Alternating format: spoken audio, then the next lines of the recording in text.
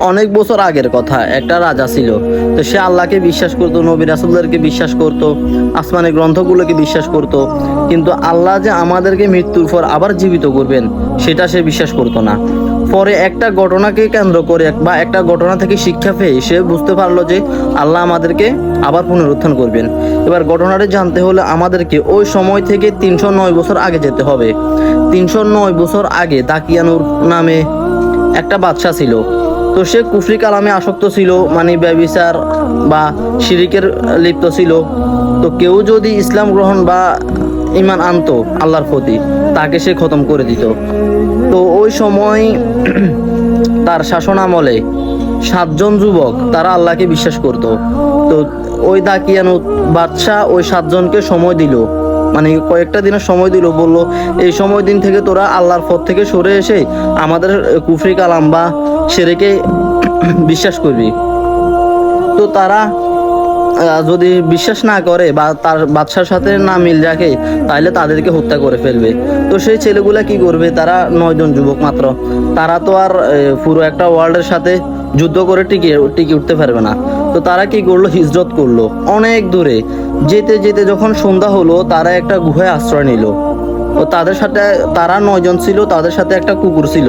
তো তারা একটা গুহায় আশ্রয় নিল। তো কোনো একটা সময় তাদের ঘুম ভাঙলো গুহা থেকে। তো তাদের পেটে অনেক খিদা লাগছে। তো একজন বলল, আমাদের কাছে তো কিছু পয়সা আছে, খিদাও লাগছে, একজন যাও বাইরে যাও, যে আমাদের জন্য খাবার নিয়ে আসো। তাদের কাছে কিছু কয়েন ছিল, একজন সে কয়েন নিয়ে বাইরে গেল, দোকান থেকে কিছু খাবার নিয়ে আসবে, সবাই খাবে, এরপর আবার বাইরে হয়ে অনেক দূরে চলে যাবে। তো সে যখন গুহা থেকে বাইরে হয়ে একটা দোকানে গেল বা একটা খাবার নিল, খাবার নেওয়ার পর তার পকেট থেকে যে কয়েনগুলো আছে ওই কয়েনগুলো দিল, তখন সে দোকানদার তার কয়েনটা দেখে আশ্চর্য হয়ে গেল এবং তাকে বলল, তুমি এই কয়েনটা কোথায় পেয়েছো? মানে সে কয়েনটা দেখে বুঝতে পারলো যে এটা হয়তো কোনো একটা গুপ্তধন। তো সে বললো, এমনি এটা আমার কয়েন, আমি কোথায় পাবো? সে বললো, এটা তোমার কয়েন নয়, এটা তুমি কোথাও থেকে চুরি করেছো। সে যে যতভাবে বিশ্বাস করানোর চেষ্টা করেছে যে এটা তার কয়েন, দোকানদার কোনোভাবে বিশ্বাস করে না। দোকানদার সে কয়েনটা রেখে দিছে, রেখে দিয়ে বলে, তুমি এই কয়েন কই পেয়েছো? সে বললো, আবার সে তার পুরো ঘটনাটা খুলে বলল। তো দোকানদার বলল, যাও তুমি তোমার বাকি সঙ্গীদেরকে নিয়ে আসো। তো সেই বন্ধু তার বাকি সঙ্গীদেরকে নিয়ে আসলো। এই দোকানদার ওই সময় যে বাদশা ছিল ওই আমলের, ওই বাদশার কাছে এই 9 জনকে পাঠিয়ে দিয়েছে। পাঠিয়ে দেওয়ার পর বাদশা তাদেরকে এবার জিজ্ঞাসাবাদ করলো যে তোমরা এই কয়েনগুলো কোথায় পেয়েছো।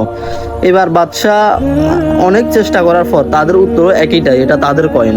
এবার বললো, তোমরা কারা? বললো, এমনি এমনি তাদের পুরো ঘটনাটা বললো। ওই বাদশা চিন্তা করলো যে 309